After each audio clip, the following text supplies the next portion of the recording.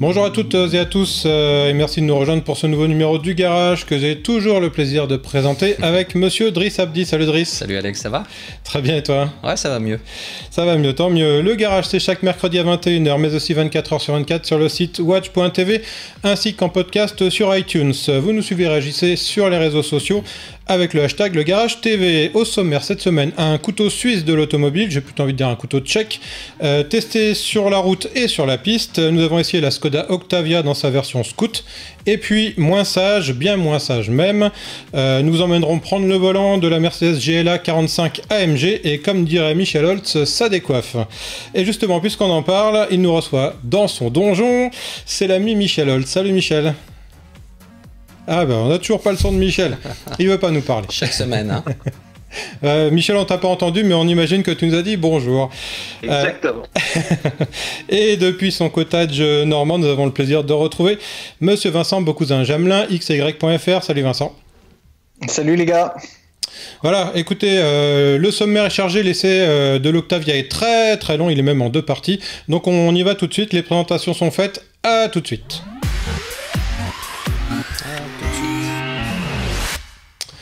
Voilà, il y a des liftings qui passent moins inaperçus que d'autres et c'est le cas de celui de cette Skoda Octavia qui adopte une calandre à 4 feux qui n'est pas sans évoquer celle qu'arborait autrefois la Mercedes classe E. Nous en avons pris le volant dans sa déclinaison tout chemin baptisé Scoot, direction l'Autriche. À tout de suite.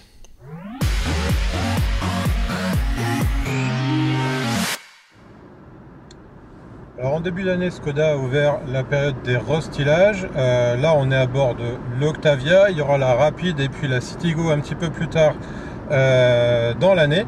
On est à bord de l'Octavia Scoot, qui est la déclinaison 4x4, Michel, de l'Octavia. On va dire un petit mot quand même de ce restylage général, parce qu'il est assez discret, mais quand même finalement assez voyant devant. Les restylages sont de plus en plus discrets chez tout le monde, chez tous les constructeurs, parce que la plupart du temps, c'est pas des vrais restylages, c'est surtout des mises à jour informatiques comme une bécane, comme un ordinateur. Finalement, les voitures maintenant se font des mises à jour, c'est-à-dire que là, sur cette Octavia restylée, on a le CarPlay, on a les systèmes multimédia qui deviennent assez rapidement obsolètes, donc les constructeurs les mettent à jour tous les 2-3 ans et en profitent aussi, du coup, pour que ça se voit un peu plus, pour mettre à jour leurs lignes aussi, et surtout les optiques. Ici, sur cette Skoda Octavia restylée, on a un système de double optique qui est assez intéressant. Je le trouve étonnant parce que c'est pas du tout dans le style du Kodiaq ou de la Superbe. On aurait pu penser que l'Octavia allait adopter ce style un petit peu statutaire, et là alors ça fait un petit peu penser à des Mercedes d'ancienne génération avec ce système de double optique. Là elles sont carrées, elles étaient rondes chez Mercedes, mais voilà, bon, on aime ou on n'aime pas, mais c'est enfin la fin. Faut quand même saluer ça, c'est enfin la fin de la discrétion absolue des Skoda, parce que jusqu'à présent les Skoda c'était des passe-murailles, c'est des voitures qu'il ne fallait pas remarquer, il fallait qu'elles s'intègrent parfaitement dans le paysage automobile. Et cette Octavia commence à sortir un peu du lot avec ces fameuses doubles optiques à l'avant et des LED à l'arrière, ce qui est plus classique évidemment. Bon, voilà pour l'extérieur. On va parler un petit peu de l'intérieur. Alors, il y a fondamentalement pas grand chose qui a évolué. Il y a ce grand écran multimédia qui fait 9 et quelques pouces, qui est une option sur le haut de gamme. Il est plutôt pas mal. Il est évidemment entièrement tactile. Il intègre les dernières technologies de connectivité, on va vous les refaire, Apple CarPlay, Android Auto, etc. Bon, c'est évidemment chouette, mais c'est pas forcément essentiel. Est-ce qu'il y a autre chose, toi, qui te marque?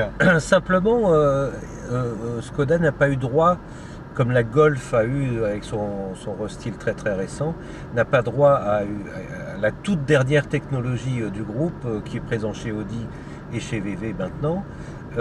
Et donc on a juste une toute petite génération de retard. On trouve ça sur c'est celui du système de la Golf 7 première génération, mais pas celui du restyle. Donc il y a toujours ce petit décalage. Mais en même temps, il est normal que le groupe joue sur sa concurrence interne aussi. On va se concentrer un petit peu sur cette version Scoot. Alors toi, tu disais avant qu'on qu'on commence le sujet, que l'Octavia c'est un petit peu le couteau suisse de Skoda en fait, la voiture couteau suisse. Mais oui, il y a absolument tout. Octavia c'est finalement l'outil, c'est un couteau suisse, c'est l'outil indispensable à tout le monde. Tout le monde peut rouler en Octavia. On a à la fois les taxis évidemment, les représentants de commerce, on a les familles parce que c'est une petite grande auto quand même. Ouais, on est sur beaucoup de volume à l'intérieur. On est sur une plateforme et un châssis de Golf, mais on a beaucoup plus de volume que dans une Golf, donc c'est une voiture qui est pour tous. Pour les familles dans les versions normales. Là, on est dans une version Scoot qui fait un peu SUV avec des passages de roues. On a gagné en hauteur de caisse 30 mm. On est quand même dans quelque chose de 4x4. C'est un vrai 4x4. Hein, oui, c'est un vrai 4x4.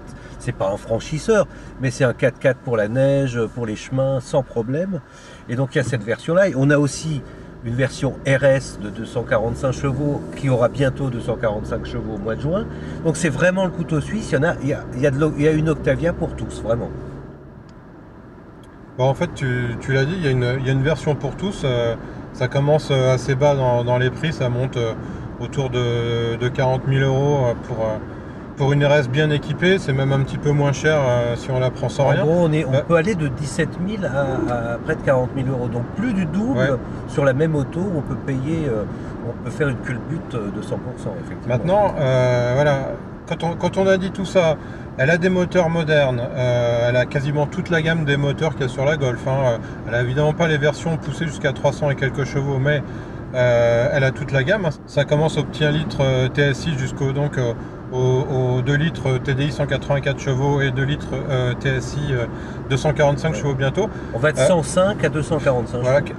Qu'est-ce qu'elle a comme défaut cette voiture? On peut pas aimer le look, mais à part ça, c'est compliqué.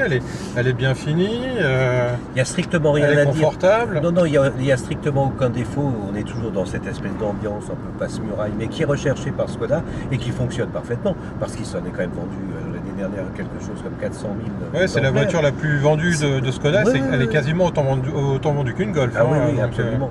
Et bon, après, on peut dire que la version RS n'est pas une pure sportive parce qu'il y a un ESC même en version sport qui reste très connecté, qui travaille beaucoup, qui est très sécurisant aussi en même temps. Ouais. On n'est pas dans une pure sportive, on n'est jamais dans une pure... c'est pas un pur 4x4, c'est pas un pur sportif, c'est pas une pure grande berline. C'est une voiture compromis. C'est une voiture compromis, une voiture moyenne qui est dans toutes les moyennes, mais plutôt dans les bonnes moyennes partout. C'est un outil qui est quand même très très généraliste et qui assume ça. Voilà, j'espère que ça vous a plu parce qu'il y en a encore les enfants. Donc là, on a essayé l'Octavia sur la route. Et comme on a dit que c'était un 4x4, ce que je vous propose, c'est qu'on aille sur la piste 4x4, on regarde et puis on revient. Puisqu'on est dans la version tout-terrain, Michel, ce que je te propose, c'est qu'on aille faire un petit tour sur une piste off-road pour voir un peu en image ce que peut faire cette voiture. Je m'accroche. On va attaquer par un petit dévers. Voilà, comme si on était sur un chemin escarpé en montagne. Vous voyez, donc hop. Et puis je vais encore avoir la tête en bas. Voilà, tu vas avoir la tête en bas, exactement. Je vais faire contrepoids avant qu'on se renverse quand même. On évolue tranquillement. Hein, alors, il faut quand même savoir qu'on est sur un véhicule avec des pneus en configuration route. Donc c'est pas du tout des pneus tout-terrain. Le terrain ici c'est du gravier, du sable, de la terre un peu mélangé. On garde du grip quand même. On garde du grip, voilà. Bon, le terrain est sec donc c'est pas boueux du tout. On y va tranquillement. Et voilà, le petit dévers est passé. On va attaquer maintenant un petit croisement de pont. Croisement de pont, le principe c'est qu'on va se retrouver avec des roues en l'air, devant ou derrière, en fonction du terrain.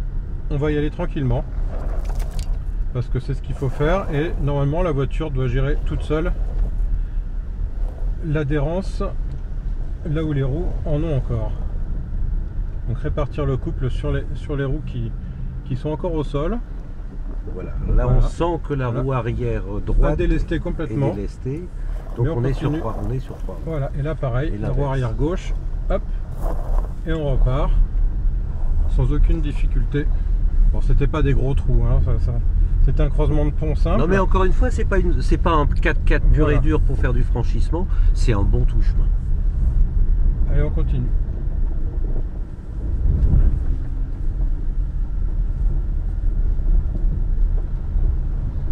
Une bonne descente. La voiture ralentit toute seule dans la descente. Ça, c'est le principe du contrôle de descente. On va le voir de manière un petit peu plus, on va dire, poussée un peu plus tard sur le parcours. Là, c'était vraiment facile. Alors, on continue. Il faut noter qu'elle reste confortable malgré le chemin dégradé. Ouais, c'est super confortable. Elle est bien suspendue. Sans pour autant qu'il y ait des suspensions pneumatiques ou un contrôle de stabilité de suspension. Ouais, ça reste doux, ça reste bien un bon contrôle. Alors maintenant on va partir pour une petite grimpette. Avec du gravier toujours et finalement on garde toujours du grip, c'est toujours bien géré. On garde du grip absolument. Alors, la voiture patine pas. Hein. Non. Bon, on n'attaque pas non plus comme des fous sur cette portion. Non, mais le système 4x4 qui n'est pas en 4x4 permanent gère bien le manque dès qu'il y a un petit manque d'adhérence, ouais, les roues arrière s'enclenchent et on le sent pas du tout et c'est ce qui évite de patiner, ce qui évite de cirer un peu par terre dès qu'il n'y a plus d'adhérence. Voilà, là c'est un petit peu comme si on rejoignait son chalet à la montagne ou qu'on allait faire un petit pique-nique ou accéder à un chantier un petit peu difficile. Voilà, je suis chef de chantier, j'ai mon Octavia Scout. Mais il faut mettre un casque. Ouais, il faut mettre un casque, mais ça passe. Alors là on va attaquer voilà, le vrai contrôle de descente. Vous allez voir, c'est beaucoup plus impressionnant que ce qu'on a fait tout à l'heure. On y va tranquillement.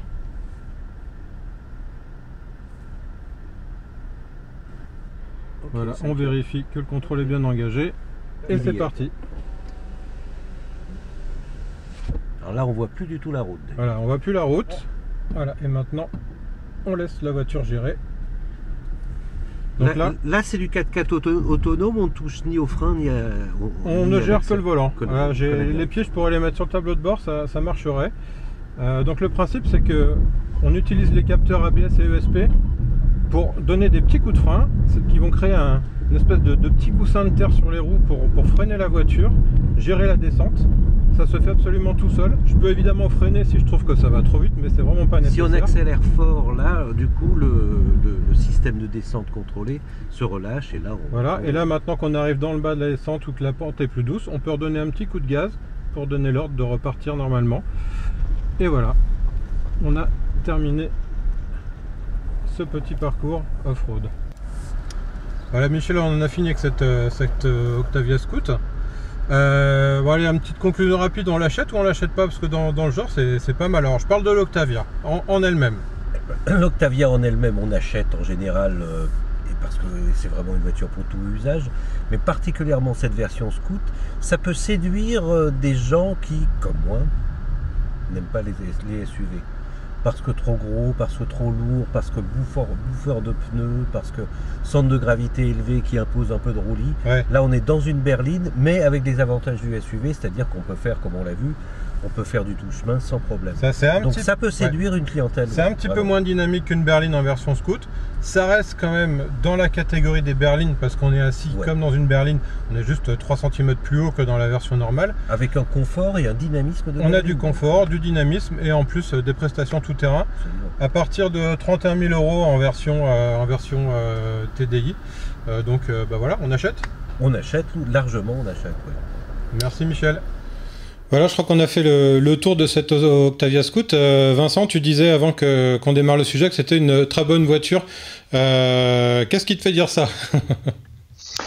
Moi, c'est tout le principe des breaks un peu baroudeurs comme ça avec une transmission 4 roues motrices, c'est que je trouve que c'est quand même plus agréable à conduire parce que ça reste un peu plus dynamique qu'un SUV. On est quand même moins haut perché, c'est des véhicules qui sont le break est en règle générale un petit peu moins lourd qu'un SUV. Donc on garde un très bon agrément sur la route par rapport à un SUV. Et ensuite, on a également tout ce que c'est faire un SUV, c'est-à-dire passer dans les chemins grâce à la transmission 4 roues motrices. Votre démonstration, elle est parfaite et surtout vous le disiez, l'Octavia c'est 400 000 exemplaires, la version Scout pour moi c'est une des meilleures voitures du marché, on a du coffre, on a tout ce qu'on veut avec cette voiture.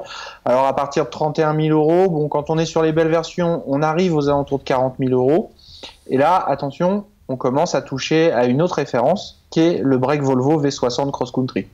Ouais, mais il est à quel prix le V60? Il est plus cher Alors que ça, chez non? Volvo, l'offre commence à partir de 43 000 euros, sauf qu'on a une gamme qui est beaucoup moins étendue, c'est-à-dire que tu as un véhicule qui est directement toute option. Chez Skoda, forcément, la gamme est un peu plus étalée, avec un début, avec un moteur moins puissant, moins d'équipement, etc. Ce qui est très bien, hein, ça permet pour tout le monde. Par contre, attention à quand on grimpe et qu'on joue le jeu chez Skoda, eh ben, on commence à venir lécher les premiums. Ouais. Faut croire que ça réussit quand même à Skoda très vite, Michel, parce que on a encore un bel essai à passer. Ça réussit à Skoda, qui est aujourd'hui, je crois, la marque la plus rentable du groupe Volkswagen. Exactement. Et cette version Scoot se vend très bien aussi. Les versions précédentes déjà. Et je comprends même pas, c'est ce que disait Vincent. Volvo en propose, tout le groupe VV en propose, Mercedes en propose. Mais les autres constructeurs généralistes n'ont pas ces espèces de break SUV qui pourraient leur ramener une clientèle qui est à la recherche de ça, qui n'a pas envie d'une camionnette, exactement. Donc pourquoi alerte aux généralistes, fabriquez-nous des scouts. Très bien, l'appel est lancé. Allez, on change de sujet. 3 ans après sa sortie, le GLA passe lui aussi par la case lifting. Alors, qui a-t-on ajouté ou enlevé? Driss a emmené Michel et Nico Edet sur les routes grecques pour faire le bilan. On regarde.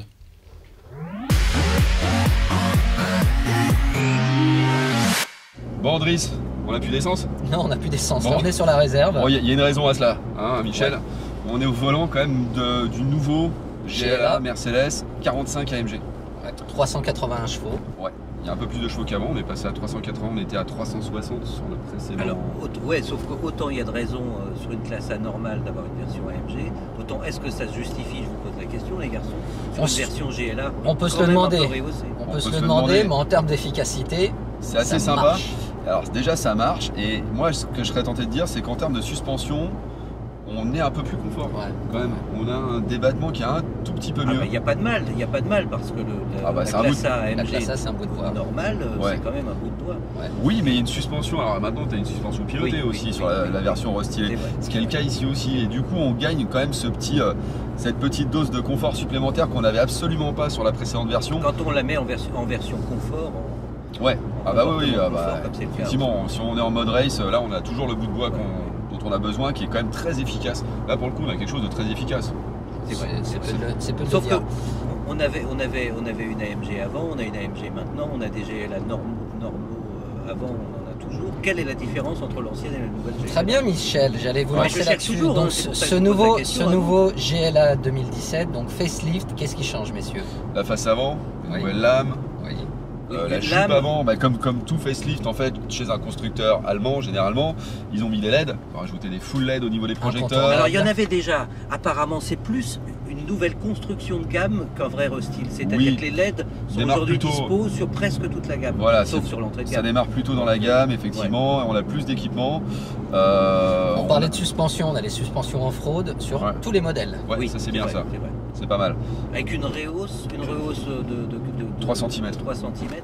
Qui est variable selon la demande aussi du client. C'est-à-dire le client peut avoir une zéro rehausse ou 2 cm, ce qui est rien, ou alors une version plus off-road qui est un peu plus haute. Il y a des barres de toit pour rendre le truc un peu plus baroudeur aussi. Donc c'est essentiellement esthétique. Il y a plus d'options. Hein. Ce qu'on nous disait, c'est qu'il y a plus d'options pour le même prix ou presque. Hein, alors pour le coup, c'est pas vraiment le même prix. Parce que petite augmentation de 1300 euros. 1300 euros quand même au passage. Bon, c'est pas rien. Mais la voiture est mieux. Ça justifie vraiment sur l'équipement. On a plus de choses. Le volant multifonction en cuir sur tous les modèles, ce qui n'était pas le cas sur le modèle précédent. Après, à l'intérieur, il n'y a pas grand chose qui change. Hein. Ça reste très classique.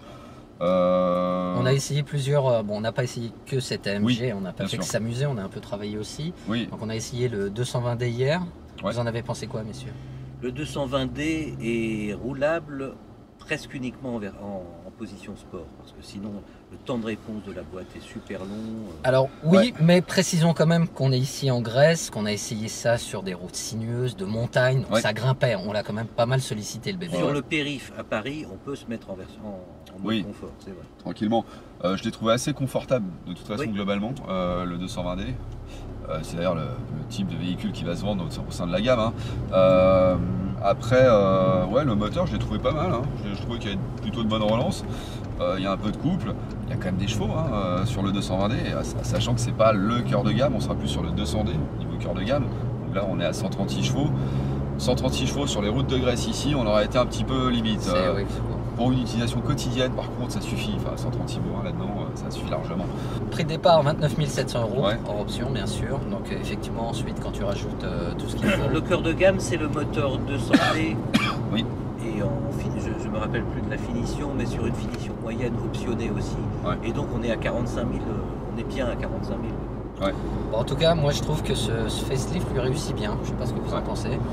Ouais, c'est bien, mais déjà, d'origine, en termes de design, je trouve que c'est un véhicule qui marche bien. Il plaît beaucoup, il a une bonne bouille. Après, on aimera ou on n'aimera pas la position un peu engoncée qu'on peut avoir dans le véhicule, avec des ceintures des caisses assez hautes quand on met le coude ici. Enfin, il y a un côté un peu coupé comme ça, avec un tableau de bord qui est très vertical, assez haut. On a une surface vitrée qui fait très coupé, je trouve, qui est très réaliste. C'est ce qui plaît sur ce modèle, de toute façon. Il y a des gens c'est ce qui, dès le départ, a fait vendre la voiture. Ouais.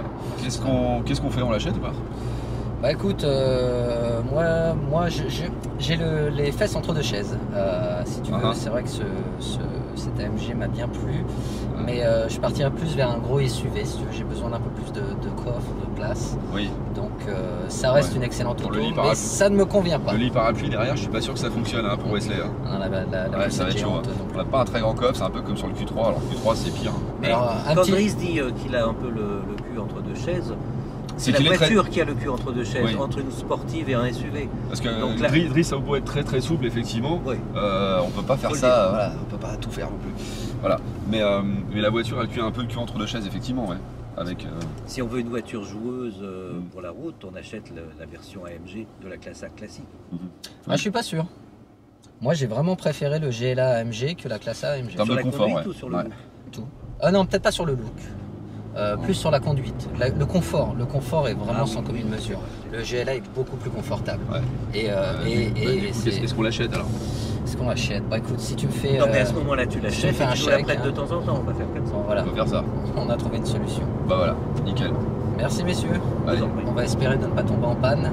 Oui. Tiens, regarde, il reste combien? Croisons les doigts. Il reste pas beaucoup. 43 km, non, on va y arriver. Voilà. Bon, bah alors. Allez, gaz, Merbeud Race. C'est bon ça. Ça, vous êtes bien amusés, les gars? Oh que oui, c'est une pompe à feu. Tiens, je vais faire mon intéressant. Pourquoi Gla en Grèce?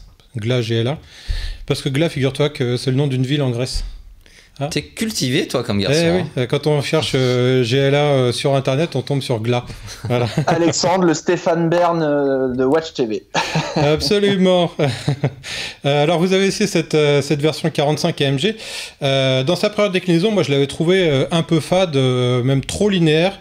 Malgré les 360 chevaux, et je trouvais qu'on s'ennuie un peu derrière le volant. Est-ce que le facelift lui redonnait un petit peu de caractère à cette voiture? Vous aviez l'air de dire que oui. Hein. C'est peu de le dire, écoute, ouais. Tu t'actives le mode race, et puis là, c'est la folie furieuse. Comme je disais, une pompe à feu, le truc, t'as plus envie de descendre. Le problème, c'est quand tu essayes cette voiture et que tu repasses sur le 220D, tu prends une claque. Voilà, donc il faut pas. Non, faut pas les essayer dans ce sens-là. Voilà, moi je me souviens parce que je l'avais essayé juste après une Audi RS3 qui fait grosso modo, qui faisait exactement la même puissance, je crois, de mémoire, ou poids peut-être. À quelques chevaux près, et même si la RS3 est aussi une transmission intégrale, on avait quand même plus ce coup de pied aux fesses en mettant le pied au plancher, que je trouvais qu'on n'avait pas sur la GLA. Pardon. Non, là, comme on disait dans le sujet, on avait essayé la classe A MG45 de la même façon. Là, c'est un gros coup de cœur pour le GLA. C'est très efficace. Le coup de pied aux fesses, tu l'as. Et comme je te disais, hein, tu passes en Sport Plus, déjà, c'est musclé. Mais alors en mode race, c'est la folie furieuse. Alors vous évoquez dans le sujet des versions plus sages, Michel, est-ce qu'on peut en parler 2 minutes, notamment ces versions diesel 200 et 220D. Là aussi, j'ai l'impression que votre cœur balance entre une entrée de gamme à un tarif encore accessible, et encore, je mets le encore entre guillemets, parce que comme tu dis, c'est 45 000 € si on veut une version avec des options, ou alors la version légèrement supérieure avec un peu plus de chevaux. Dis-nous tout. 45 000 euros, c'est le panier moyen aujourd'hui pour un GLA. Et on est à 40 000 pour une classe A classique.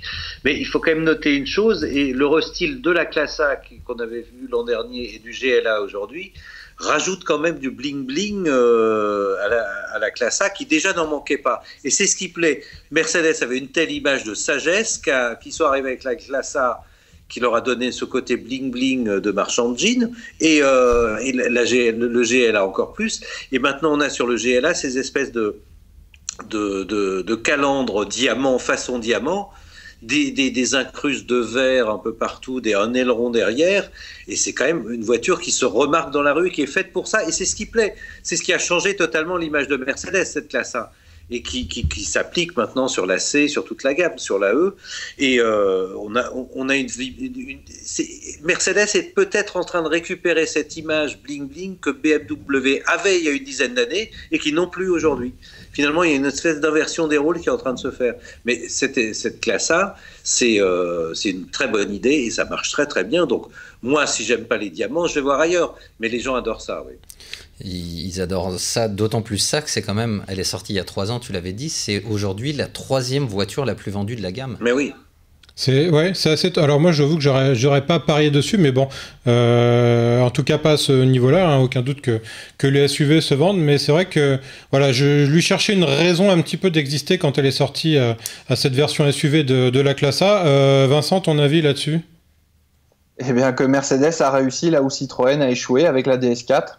La GLA était ni plus ni moins qu'une compacte un peu rehaussée, c'était pas un vrai SUV, d'ailleurs les garçons le disent dans l'essai, et ils ont réussi à imposer cette voiture auprès de la jeune clientèle, parce que le GLA c'est quand même plutôt les jeunes clients de Mercedes qui l'achètent, et avec leur savoir-faire, de la technique, un peu de bling-bling, ils nous ont pondu une voiture qui devient aujourd'hui une des plus importantes de la gamme. DS s'y est essayé avec exactement la même recette sur la DS4, et c'est planté. Donc voilà, la science des Allemands est peut-être une nouvelle fois illustrée ici. Eh bien, merci messieurs, ce sera exactement le mot de la fin. Il me reste à vous remercier de nous avoir suivis. Merci à vous, Vincent et Michel. Merci aussi à Benjamin à la réalisation. On se retrouve la semaine prochaine pour une nouvelle émission. En attendant, n'oubliez pas les rediffs et le replay. Parlez-en aussi à vos amis. Les programmes continuent sur Watch. Salut à tous.